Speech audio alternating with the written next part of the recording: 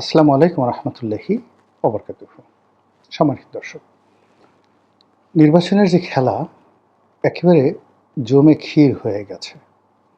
অসাধারণভাবে শুরু হয়েছে নানা রকম খেলাধুলা, পর্দার আড়ালে এবং পর্দার সামনে, দিনের আলোতে এবং রাতের আলোতে।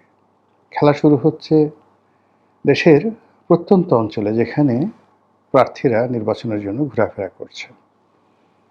খেলা শুরু হয়েছে ক্ষমতার যে সকল কেন্দ্র রয়েছে, কি সেক্রেটারিয়েট, কি যমুনা, অথবা ধরুন অন্য যে স্পর্শকাতর রাষ্ট্রের জায়গাগুলো রয়েছে, সেখানে নানা রকম সমীকরণ হচ্ছে।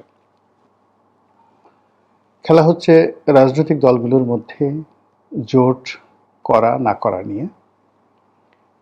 খেলা হচ্ছে দেশের বাইরে, দিল্লিতে, রাওয়ালপিন্ডি তো এখন আর নেই, ইসলামাবাদে। খেলা হচ্ছে বেইজিংয়ে, লন্ডনে, নিউ ইয়র্কে, ওয়াশিংটনে, সৌদি আরবের রাজধানী রিয়াদে এবং কাতারের রাজধানী দোহাতে। আপাতত এখানেই শেষ করি। খেলা হচ্ছে ব্যাংকপাড়াতে, খেলা হচ্ছে আন্ডারওয়ার্ল্ডে, যারা গুন্ডা বদমাইশ থেকে শুরু করে চোরা কারবারি, তাদের মধ্যে খেলাধুলা হচ্ছে। তো এ সকল খেলাধুলার মধ্যে নির্বাচনের যে তফসিল, এটি ঘোষণা হয়ে গেছে। খুবই সহজ সরল এবং চমৎকার একটি নির্বাচনের রোডম্যাপ প্রধান নির্বাচন কমিশনার ঘোষণা করেছেন। ডিসেম্বর মাসের 29 তারিখের মধ্যে মনোনয়নপত্র দাখিল করতে হবে।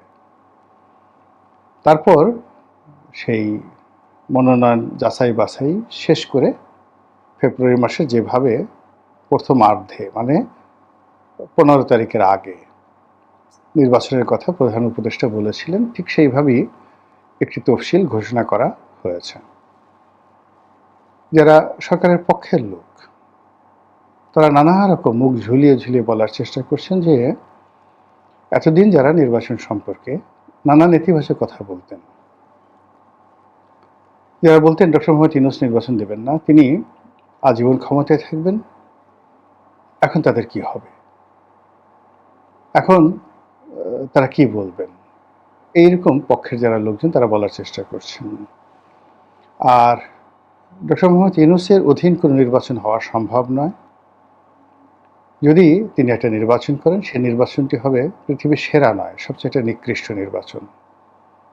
তৃতীয়ত, সেই নির্বাচনের মাধ্যমে যা কিছু সৃষ্টি হবে, এটির ফলাফল সেই যে প্রেসিডেন্ট সাত্তার যে নির্বাচিত হয়েছিলেন, ওইরকম একটি ফলাফলের কাছাকাছিও নয়, তার চেয়ে অনেক অনেক নিকৃষ্ট ফলাফল হবে। এটা এক ধরনের লোকজন বলার চেষ্টা করছেন অনেক আগের থেকে। দ্বিতীয় গ্রুপ যেটি বলার চেষ্টা করছেন যে এই নির্বাচনে একটা ম্যাজিক্যাল ঘটনা ঘটবে। দক্ষিণপন্থী যে রাজনৈতিক দলগুলো রয়েছে, তারা এই নির্বাচনে ভূমিধস বিজয় লাভ করবে। ঠিক রাজশাহী ইউনিভার্সিটি, জাহাঙ্গীরনগর ইউনিভার্সিটি, ঢাকা বিশ্ববিদ্যালয়ের যে ছাত্র সংসদ নির্বাচনে দক্ষিণপন্থী গ্রুপগুলো জামায়াত শিবির যেভাবে সফলতা লাভ করেছে, ঠিক এইভাবেই তারা সফল হবেন। আবার আরেক পক্ষ বলার চেষ্টা করছেন যে সরকারের যে দুর্বলতা রয়েছে এই মুহূর্তে, সেই দুর্বলতার প্রেক্ষিতে আইন শৃঙ্খলা রক্ষা করা, মানুষের মনে বিশ্বাস প্রশ্বাস ইত্যাদি সৃষ্টি করা এবং মানুষকে ভোটের মাঠে ভয়হীন করার জন্য রাষ্ট্রের যে শক্তিমত্তা দরকার, সেটি নেই। ফলে একেবারে দলীয় পান্ডা যারা, প্রার্থীদের পক্ষে যারা জীবন বাজি রেখে কাজ করতে আগ্রহী, অথবা যারা ভাড়ায় খাটবেন টাকা পয়সার বিনিময়, এই দুটো গ্রুপ নির্বাচনের মাঠে মিছিলে মিটিংয়ে সক্রিয় থাকবে। কিন্তু যেহেতু জননিরাপত্তা এখানে কাঙ্ক্ষিত পর্যায়ে পৌঁছেনি, কাজেই জনগণ এখানে স্বতঃস্ফূর্তভাবে নির্বাচনের মাঠে উপস্থিত হবে, ভোট প্রদান করবে। এটা বলতে গেলে অসম্ভব। 5% to 6% লোক ভোট কেন্দ্রে আসতে পারে, এইভাবে অনেকে ক্যালকুলেশন করার চেষ্টা করছেন। যারা এই ক্যালকুলেশনের বাইরে, তাদের বক্তব্য হলো যে এখানে মানে সকল মানুষ আওয়ামী লীগের প্রতি রাগ হয়ে আছে, সকল মানুষ ভোট দেওয়ার জন্য উন্মুখ হয়ে আছে। তারপর বিশেষ করে যে এই মুহূর্তে প্রায় 50% তরুণ সম্প্রদায় আছে যাদের বয়স 50-এর নিচে, এবং যাদের একটা বিরাট অংশ অলমোস্ট 40% যারা জীবনে ভোটই দেয়নি, তারা এই বছর হুমড়ি খেয়ে পড়বে ভোটের ময়দানে ভোট দেওয়ার জন্য। ফলে 70%, 80% ছাড়িয়ে যদি ভোটাররা 90% ভোটাররা ভোট কেন্দ্রে গিয়ে ভোট দেন, এটা অস্বাভাবিক কিছু না। এরকম চিন্তা ভাবনা করার লোকেরও কিন্তু অভাব নেই, এবং বিশেষ করে সরকারের যারা কর্তা ব্যক্তি তারা। এই বছর যারা জামাতের পক্ষে কাজ করছেন তারা মনে করছেন যে তাদের যে মহিলা সংগঠন রয়েছে সেই সংগঠন দিয়ে তারা একটা ভূমিধস বিজয় নিশ্চিত করবেন এবং বাংলাদেশে একটা নতুন ইতিহাস তারা তৈরি করবেন। এই গেল মানে ভোটের মাঠের একটা স্বাভাবিক হিসাবপত্র। আমি সব পক্ষের কথা বললাম, আপনি কোন পক্ষের কথা গ্রহণ করবেন সেটা আপনার ব্যক্তিগত বিষয়। এখন আমি আশ্চর্য যে ঘটনাগুলো ঘটছে গত কয়েকদিনে, যেমন ধরুন একটা নিয়ম হয়েছে যে যেদিন তফসিল ঘোষণা করা হবে সেদিন থেকে আর কেউ ভোটার হতে পারবে না। বোঝার চেষ্টা করুন। তো সেই অর্থে জনাব তারেক রহমান সাহেব এই তফসিল ঘোষণা করা হয়েছে, তিনি ভোটার হতে পারবেন না।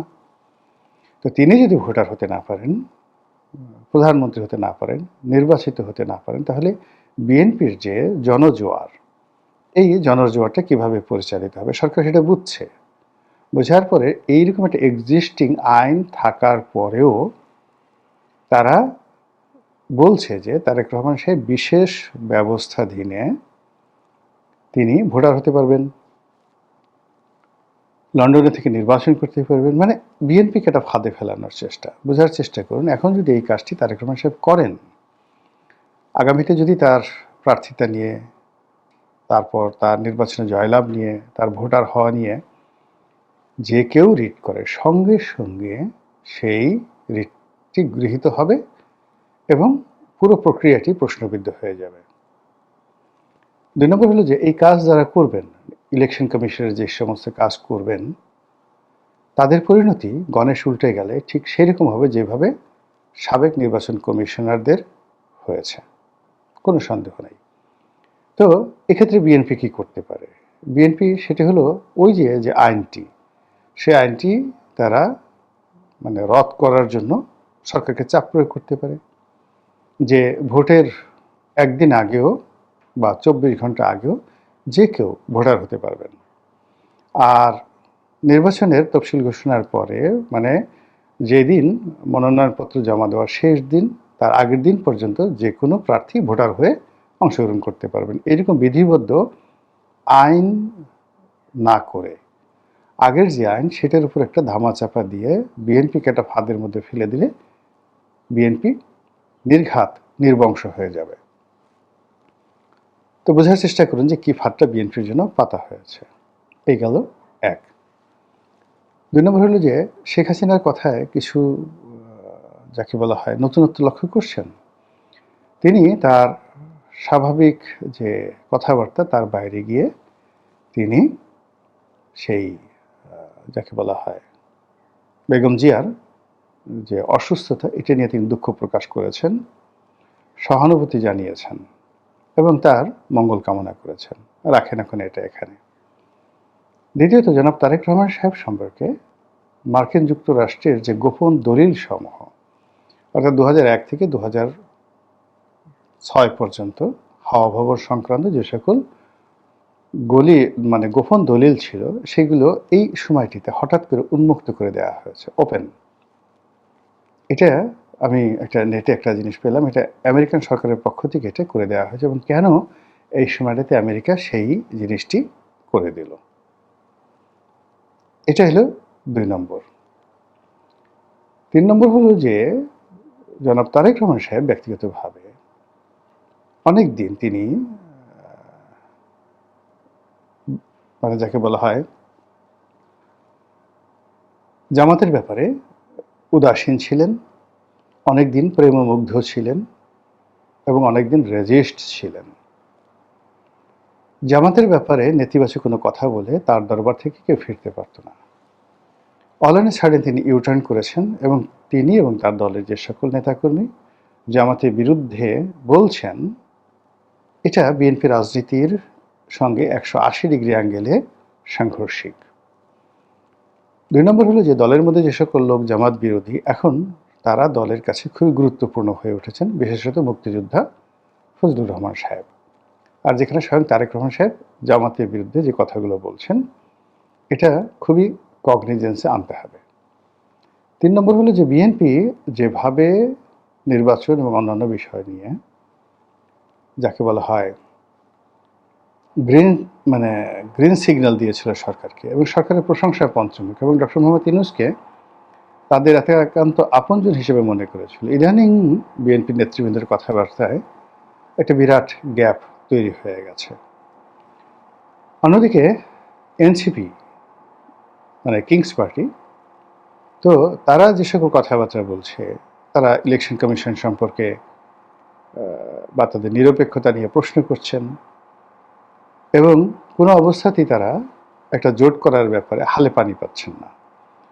এনসিপি এবং আরও দুটো সংগঠন, এবি পার্টি আর একটা হলো রাষ্ট্র সংস্কার আন্দোলন, এই 3টি সংগঠন একত্র হয়েছে, কিন্তু এটার কোনো রাজনৈতিক ইম্প্যাক্ট নেই। অন্যদিকে বিএনপি যে সকল ঘনিষ্ঠ বান্ধব, সেই বিপ্লবী ওয়ার্কার্স পার্টি বলেন, গণ অধিকার পরিষদ বলেন, আমজনতা পার্টি বলেন, আমজনতা পার্টির প্রধান যিনি জনাব তারেক রহমান, তার নামও তারেক রহমান, তো তার সে দল বলেন, আন্দালিব রহমান পার্থর দল, এনডিএম ববি হাজ্জাজের দল, জুনায়েদ শাকির দল, তারপরে আসম আব্দুর রব সাহেবের দল, তারপর এরকম যাদের সাথে ওই মামুনুল হকের দল, যাদের সঙ্গে তাদের যাকে বলা হয় দীর্ঘকালীন রাজনৈতিক সমঝোতা, এখানে সবাই আশা করেছিল যে অন্তত 100টি আসনে তাদেরকে ছাড় দেওয়া হবে। এখন সেই 100টি আসন কমতে কমতে 10টি আসনও রাখা যাচ্ছে না। আবার অন্যদিকে যে সকল আসনে প্রার্থী দেওয়া হবে, ধরুন যাকে বলা হয় আমার যে আসনটি ছিল, এই আসনটিতে আমি যে সমস্যাটা দেখতে পাচ্ছি, সেই সমস্যাটা হলো এখানে গণ অধিকার পরিষদের নুরুকে দেওয়ার জন্য দল অনেক আগের থেকে, একেবারে সেই আমার কাছে মনে হচ্ছে আরও 3 বছর আগের থেকে দল সিদ্ধান্ত নিয়েছেন। আমার সাথে জনাব তারেক রহমান সাহেবের কথা হয়েছে সেই 2019-20 সনে, তো তখনই তিনি নুরুর ব্যাপারে খোঁজখবর রাখছিলেন। আর আমি তখনই তাকে বলে দিয়েছিলাম যে আমি আর ইলেকশন করব না। তো 2019 সন থেকে আমি এই জিনিসটা দেখে আসছিলাম যে জনাব তারেক রহমান সাহেব নুরুল হক নুরুর ব্যাপারে ভীষণ রকম দুর্বল। অন্যদিকে ঢাকা বিশ্ববিদ্যালয় ছাত্র দলের সভাপতি ছিলেন হাসান মামুন, তিনি আসলে দীর্ঘদিন ধরে এই আসনে মনোনয়ন লাভের জন্য চেষ্টা করছেন। তো ইতিপূর্বে যেমন 2008 সনে যে নির্বাচন হলো, তখনই তিনি প্রার্থী হওয়ার চেষ্টা করছিলেন, তখন শাহজাহান খান সাহেবকে দেওয়া হয়েছিল। আর 2014 বিএনপি অংশগ্রহণ করলো না, 2018 সনে আমাকে দেওয়া হলো, আর 24 সনেও বিএনপি অংশগ্রহণ করেনি। ফলে হাসান মাহমুদ যিনি আছেন, তার জীবনে এটাই শেষ সুযোগ। এর 5 বছর পরে তিনি আর আসলে এই রাজনীতি থেকে কিছুই পাবেন না। ফলে তার সারাটা জীবন তিনি এই সংগঠনের পিছনে যে সময় দিয়েছেন, এবং কলাচিবে 10 মিনিট আমার যে নির্বাচনী এলাকায় এই দুটো আসনের সকল কমিটি, ওয়ার্ড ইউনিয়ন পর্যায়ে কমিটি এমনভাবে তিনি করেছেন যে ওখানে হাসান মামুনের বাইরে গিয়ে জনাব তারেক রহমান সাহেবও যদি ওখানে গিয়ে দাঁড়ান হাসান মাহমুদকে ছাড়া, তাহলে ওই কমিটির যারা লোকজন আছে তারা সবাই হাসান মামুনকে বাদ দিয়ে তারেক রহমান সাহেবের সঙ্গে আসবে, আমার কাছে মনে হচ্ছে না। এই নেতাকর্মীগুলো যারা আছে তারা হাসান মামুনের সঙ্গে একেবারে কাঁধে কাঁধ মিলিয়ে ফেলেছে। ফলে তাকে যদি রাজনীতিতে টিকে থাকতে হয় তাহলে তাকে স্বতন্ত্র নির্বাচন করতে হবে, অথবা বিএনপির যে প্রার্থী যদি অন্য কাউকে দেয় তাহলে হাসান মামুনের রাজনীতি সেই দিন থেকে শেষ। সে যদি বিরোধিতা করে পার্টি থেকে তাকে বহিষ্কার করা হবে, কমিটি বাদ দিয়ে দেওয়া হবে। আবার সে যদি স্বতন্ত্র নির্বাচন করে তাও একই অবস্থা হবে, পুরো কমিটি, তার যে কমিটি আছে রাজনীতি তছনছ হয়ে যাবে। এই গেল হাসান মামুন এবং বিএনপির ভার্সন। অন্যদিকে যদি হাসান মামুনকে মনোনয়ন দেওয়া হয়, হাসান মামুনকে মনোনয়ন দেওয়া গেলে বিএনপি যে সবচেয়ে শক্তিশালী গ্রুপ, হাসান মামুনদের হাতে কমিটি আছে, কিন্তু মাসেল পাওয়ার এবং ভোট যাদের হাতে সেটা হলো সাবেক সংসদ সদস্য শাহজাহান খান, তার আত্মীয় স্বজন এবং তার কমিটি। ফলে সেখানে হাসান মামুন পাশ করে আসাটা খুবই কঠিন। ওখানে জামাতের প্রার্থী পাশ করার সম্ভাবনা অনেক অনেক বেশি। নুরুল হক নুরু যদি তার নিজের দল থেকে দাঁড়ায়, যেহেতু আসলে গলাচিপা 10 আমার যে নির্বাচন অত্যন্ত ম্যাচিউরড একটা এলাকা, এখানে যারা ইতিপূর্বে সংসদ সদস্য হয়েছেন এবং জনপ্রিয় হয়েছেন, সাস্টেন করেছেন, তাদের সবার এডুকেশন, অভিজ্ঞতা এবং ওই এলাকার জনগণের প্রতি তাদের যে কন্ট্রিবিউশন, নিজের পকেটের অর্থ খরচ করে জনগণের সেবা করার যে একটা ঐতিহ্য রয়েছে ভীষণ রকম। আমি যেমন ধরুন ওখানে একসময় শিক্ষামন্ত্রী ছিলেন বাতেন তালুকদার সাহেব, তারপরে এর আগে ছিলেন বারেক মিয়া সাহেব, তারপর ক্ষমা জাহাঙ্গীর সাহেব, তারপর আমি ছিলাম। আমরা সবাই নির্বাচিত হওয়ার আগে 10 বছর 12 বছর নির্বাচনী এলাকায় আমাদের সর্বস্ব, মানে সময়, টাকা, মানে যত কিছু খরচ করেছি, ফলে মানুষের হৃদয় ওইভাবে আন্দোলিত হয়েছে। কিন্তু দেখা গেল যে আপনি খুব, মামুন যেটা করছে সেটা শুধুমাত্র রাজনৈতিক দল, কিন্তু মামুনের যেহেতু ব্যবসা নাই, বাণিজ্য নাই, তার স্ত্রী চাকরি করে, সীমিত অর্থ দিয়ে, মানে আমি যে কাজটা করেছি, ক্ষমা জাহাঙ্গীর যে কাজটা করেছেন, বাতেন তালুকদার যে কাজটি করেছেন, এটা সম্ভব নয়, তাদের পক্ষে সম্ভব নয়। আর নুরু তো মানে আরও মানে তরুণ।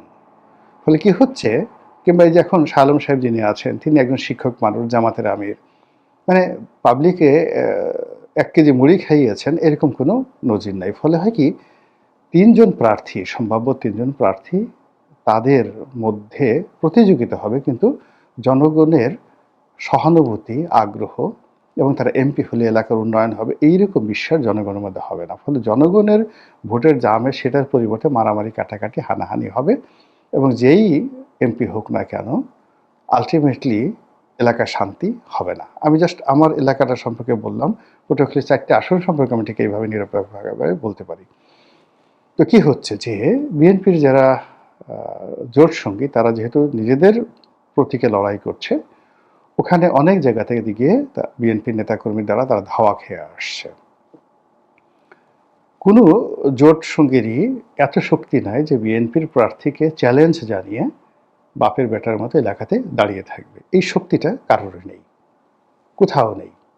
ফলে কি হয়েছে, সমস্ত জোটের যারা কর্মী, নেতা, তারা ভীষণ রকম হতাশ। দেখলাম তানিয়া রব, মানে আসম আব্দুর রব সাহেবের স্ত্রী যিনি ইলেকশন করবেন, তিনি সেখানে ধাওয়া খেয়ে আসছেন।